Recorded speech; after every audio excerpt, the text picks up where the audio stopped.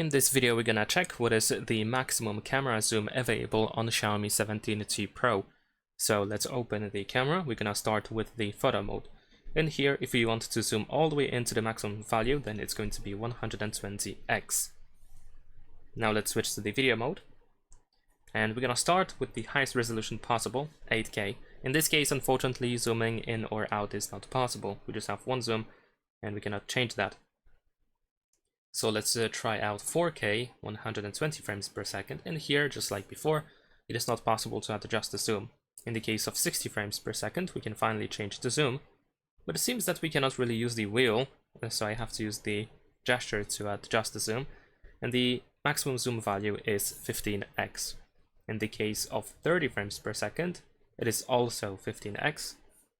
Let's switch to 1080p, 60 frames per second, 15x as well.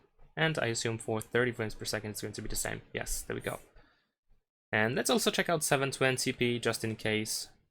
It's also 15x. So yeah, that's pretty much it. Leave a like and subscribe.